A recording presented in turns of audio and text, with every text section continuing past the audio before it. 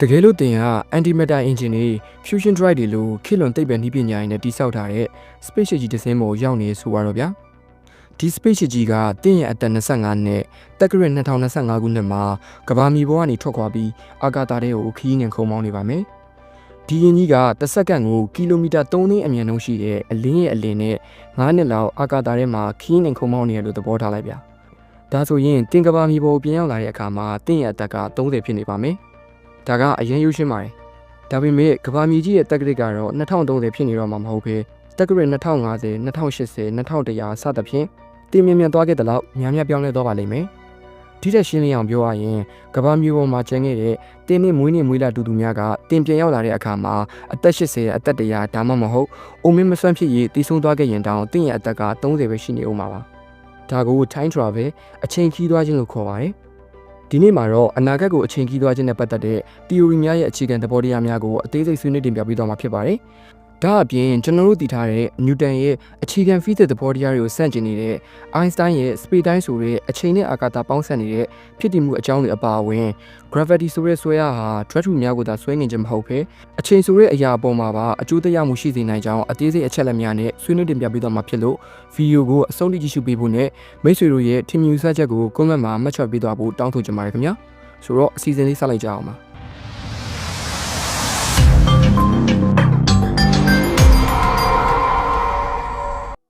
အချိန်ခီးသွားခြင်းဆိုတာယခုပြစ္ဆုတ်ပံအချိန်ကနေအတိတ်သို့မဟုတ်အနာဂတ်ရဲ့အချိန်ကာလများစီသို့ခီးသွားခြင်းကိုဆိုလိုခြင်းဖြစ်ပါတယ်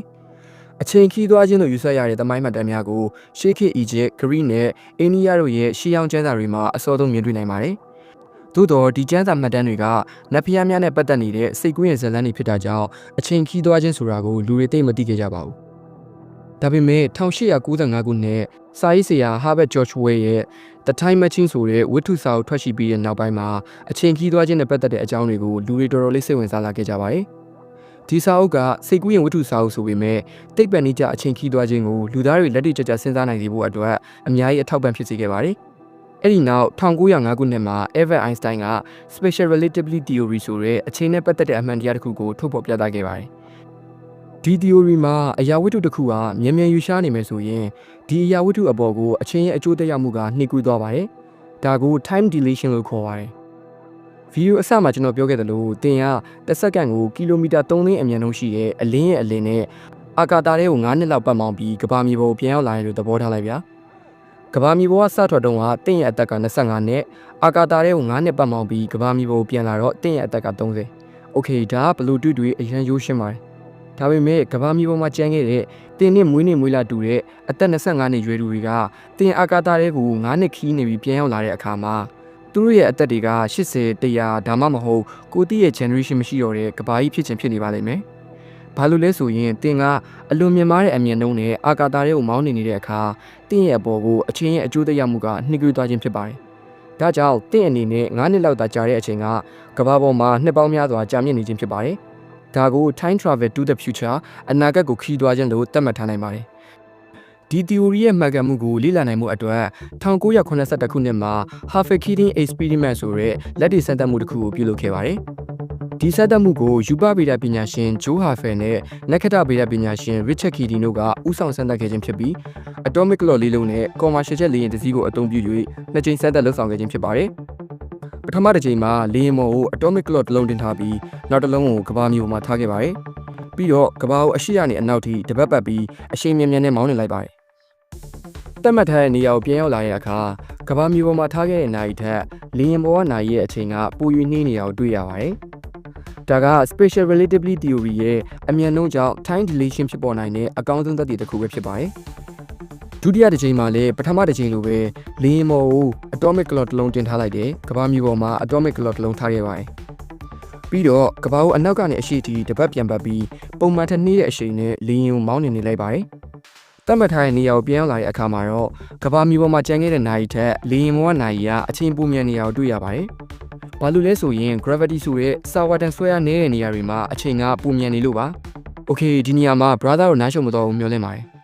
်ပထမတစ်ချိန်စမ်းသပ်တုန်းကအမြန်နှုန်းကြောင့် time dilation ဖြစ်တယ်ဆိုတာက Special Relativity Theory ရဲ့အခြေခံသဘောတရားပါဒုတိယတစ်ချိန်မှာတော့ gravity ဆိုတဲ့စာဝတ္တန်ဆွဲအားကြောင့် time dilation ဖြစ်ပေါ်ခြင်းဖြစ်ပါတယ် ဒါက1915ခုနှစ်မှာ Albert Einstein ထပ်မံထုတ်ဖော်ခဲ့တဲ့ General Relativity Theory ရဲ့အခြေခံသဘောတရားတစ်ခုပဲဖြစ်ပါတယ်။ဒီ theory ကယူပဗေဒရဲ့အခြေခံနည်းယာမတွေအတွက်တော်လှန်ရေးတစ်ခုလို့တောင်ပြောလို့ရပါတယ်။ကျွန်တော်ဘာလို့ဒီလိုပြောရလဲဆိုရင်ဒီ theory က Newton ရဲ့အခြေခံ physics သဘောတရားတွေနဲ့အများကြီးကွဲလွဲနေလို့ပါ။ကျွန်တော်တို့သိထားတာက space ဆိုတဲ့အာကာသဟင်းလင်းမြင်နဲ့ time ဆိုတဲ့အချိန်ကတိကျလွတ်လပ်တဲ့အရာတွေဖြစ်ပြီးပတ်သက်မှုမရှိပါဘူး။ဒါကြောင့် gravity ဆိုတာကလည်း space နဲ့ပဲသက်ဆိုင်မှုရှိရလို့လက်ခံယူထားကြခြင်းဖြစ်ပါတယ်။ဒါပေမဲ့ Einstein ကတော့ space နဲ့ time ကဆက်ဆက်မှုရှိတဲ့အရာနှစ်ခုဖြစ်ပြီးထိုအရာနှစ်ခုကိုပေါင်းစပ်ထားတဲ့ space time ဆိုတဲ့ဖြစ်တည်မှုအကြောင်းကိုအကျေတုံးဝင်ရှင်းလင်းဖော်ပြထားခဲ့ပါတယ်။ဒီ space time ထဲမှာ drag to mass နဲ့စွမ်းအင် energy တွေဟာ space time ကိုကွေးကျသွားစေပြီးထိုကွေးကျသွားတဲ့ curvature တွေကြောင့်ကမ္ဘာကျိုးအပအဝင်ဂျိုးအသီးသီးမှာ gravity ဆိုတဲ့အကျိုးသက်ရောက်မှုတွေဖြစ်ပေါ်လာခြင်းလို့ရှင်းပြထားပါတယ်။ဒီလိုကွေးကျသွားတဲ့ curvature တွေကြောင့်ဖြစ်လာတဲ့ gravity ကိုစာဝတ္တန်ဆွဲအားကိုသတ်မှတ်ထားခြင်းဖြစ်ပါတယ်။ဒါကြောင့် gravity ဆိုတဲ့စာဝတ္တန်ဆွဲအားဟာကျွန်တော်တို့သိထားသလို space တစ်ခုရဲ့နေနဲ့သက်ဆိုင်တာမဟုတ်ဘဲအချိန်နဲ့လည်းသက်ဆိုင်မှုရှိပါတယ်။နောက်ပြီး curvature တွေကြောင့် geodesic လမ်းကြောင်းတွေလည်းဖြစ်ပေါ်လာပါတယ်။ geodesic ဆိုတာကတော့ curved space time ထဲမှာ drag to တစ်ခုက external force မရှိဘဲတဘာဝအတိုင်းရွေ့ရှားနေတဲ့လမ်းကြောင်းတွေကိုဆိုလိုခြင်းဖြစ်ပါတယ်။ Einstein ရဲ့ General Relativity Theory ထဲမှာတော့ drag to တွေဟာစွဲငင်အားကြောင့်မဟုတ်ဘဲ space time တွေက geodesic လမ်းကြောင်းတွေပေါ်လိုက်ပြီးရွေ့ရှားနေကြခြင်းဖြစ်ပါတယ်။ဒါကြောင့် gravity ဆိုတာက force မဟုတ်ဘဲ space time ကွေးကျမှုကြောင့်ဖြစ်ပေါ်လာတဲ့အကျိုးသက်ရောက်မှုဟုသတ်မှတ်ထားနိုင်ပါတယ်။ force မရှိဘဲလွတ်လပ်စွာရွေ့ရှားနေတဲ့အရာဥပမာလကဘာအာကာသယာဉ်တို့ဟာကဘာရဲ့ကာဗတာကြောင့်ဖြစ်လာတဲ့ geodesic လမ်းကြောင်းတွေပေါ်မှာမှန်ကန်စွာလည်ပတ်နေကြခြင်းဖြစ်ပါတယ်။ထို့နည်းတူ solar system ကလည်းနေရဲ့ကာဗတာကြောင့်ဖြစ်လာတဲ့ geodesic လမ်းကြောင်းတွေပေါ်မှာလည်ပတ်နေခြင်းဖြစ်ပါတယ်။ကျွန်တော်ဘာလို့ gravity ဆိုတဲ့စာဝတ္တန်ဆွဲအားနဲ့ space time ရဲ့အကြောင်းကိုအသေးစိတ်ရှင်းပြနေရလဲဆိုရင်ဒီအရာတွေကလည်း time dilation နဲ့ဆက်နွယ်မှုရှိနေလို့ပါ။ drag to mass ရဲ့အရွယ်အစားကြီးမားပြီးစာဝတ္တန်ဆွဲအားများတဲ့နေရာတွေမှာ space time ရဲ့ကွေးကျမှုကပိုများပါတယ်။ဒါကြောင့်ဒီလိုကွေးကျမှုများတဲ့ curved space time ထဲမှာအချိန်ကပုံမှန်ထက်ပိုပြီးနှေးကွေးနေခြင်းဖြစ်ပါတယ်။ဥပမာအနေနဲ့2014ခုနှစ်ကထွက်ရှိခဲ့တဲ့ Interstellar ရုပ်ရှင်ထဲမှာ Black Hole အနီးက Miller ဆိုတဲ့ဂျိုပေါ်မှာတနားရီကြာတဲ့အချိန်ကကမ္ဘာမြေပေါ်မှာ9နှစ်လောက်ကြာသွားပါတယ်။ဒါကဘာလို့လဲဆိုရင် Black Hole ဟာစာဝတ္တန်ဆွဲအားအလွန်များနေခြင်းကြောင့် Black Hole နားကအချိန်ဟာအလွန်နှေးကွေးနေခြင်းဖြစ်ပါတယ်။ဆိုတော့စာဝတ္တန်ဆွဲအားများတဲ့နေရာတွေမှာအချိန်ကပိုနှေးပြီးစာဝတ္တန်ဆွဲအားနည်းတဲ့နေရာတွေမှာအချိန်ကပိုမြန်ပါတယ်။ဒီထက်ရှင်းလင်းအောင်ပြောမယ်ဆိုရင်ပုံစံတူနာရီနှလုံးရှိရဆိုပါတော့ဗျာ။နာရီတစ်လုံးကို gravity ဆွဲအားများတဲ့ကမ္ဘာပေါ်မှာထားလိုက်မယ်။နောက်တစ်လုံးကို gravity ဆွဲအားနည်းတဲ့တောင်ထိပ်ပေါ်မှာတင်ထားလိုက်မယ်ဗျာ။အချိန်နည်းငယ်ကြာတဲ့အခါမှာထိုနာရီနှလုံးကိုပြန်ယူကြည့်လိုက်မယ်ဆိုရင်တောင်ထိပ်ပေါ်ကနာရီဟာစက္ကန့်ပိုင်းသို့မဟုတ်မိနစ်ပိုင်းလောက်ပုံမြန်နေပါလိမ့်မယ်။ဒါက gravity ဟာအချိန်နဲ့သက်ဆိုင်မှုရှိကြောင်းသက်သေပြနိုင်တဲ့အကောင်းဥပမာတစ်ခုပဲဖြစ်ပါတယ်။ Okay ကျွန်တော်အခုပြောသွားတဲ့ Einstein ရဲ့ Special Relativity Theory နဲ့ General Relativity Theory နှစ်ခုလုံးကတကယ်ဖြစ်လာနိုင်တဲ့လက်တွေ့ကျတဲ့ theory နှစ်ခုဖြစ်ပြီးအလွန်ရိုးရှင်းပါတယ်။ဒါပေမဲ့အတိတ်ကိုလုံးဝပြန်သွားလို့မရပဲအနာဂတ်တစ်ခုတည်းကိုသာခီးသွားခြင်းဖြစ်ပါတယ်။ဒီလိုအနာဂတ်ကိုခီးသွားခြင်းဟာတကယ်ဖြစ်လာနိုင်တဲ့ theory တွေလို့သိပ္ပံပညာရှင်အများစုကလက်ခံယူထားကြပါတယ်။ဒါပေမဲ့အမြန်နှုန်းမြင့်ပြီးခီးသွားနိုင်မှုအတွက် antimatter engine တွေ fusion drive တွေနဲ့တည်ဆောက်ထားတဲ့သိပ္ပံစကားတွေကလို့ space ship ကြီးတစ်စင်းလိုအပ်ပါတယ်။သို့တော့ဒီလိုနည်းပညာတွေကကမ္ဘာမြေပေါ်မှာတွင်တွင်ကျကျအသုံးမပြုနိုင်သေးပါဘူး။နောက်ပြီးအလင်းထက်မြန်အောင်သွားနေတဲ့အရှိန်နဲ့ radiation တို့ကြောင့်ခန္ဓာကိုယ်ပျက်စီးနိုင်ပါတယ်။ဒါကြောင့် cosmic ray နဲ့ gamma radiation တို့ကိုကာကွယ်နိုင်မှုအတွက် radiation shield နဲ့ cryogenic sleep system တို့လိုအပ်ပါတယ်။ Okay ဒီလိုပစ္စည်းတွေရှိရင်တော့တင့်အနေနဲ့အနာဂတ်ကိုတကယ်ခီးသွားလို့ရပါပြီ။အတိတ်ကိုပြန်သွားခြင်းတဲ့သူတွေအတွက်လည်းနောက်ထပ် theory တွေနဲ့နောက်ထပ် video တစ်ပုဒ်ထပ်လုပ်ပေးပါမယ်။ဆိုတော့ဒီနေ့အတွက်ကတော့ဒီလောက်ပါပဲ။အဆုံးထိကြည့်ရှုပေးတဲ့တယောက်ချင်းစီတိုင်းကိုအထူးပဲကျေးဇူးတင်ရှိပါတယ်ခင်ဗျာ။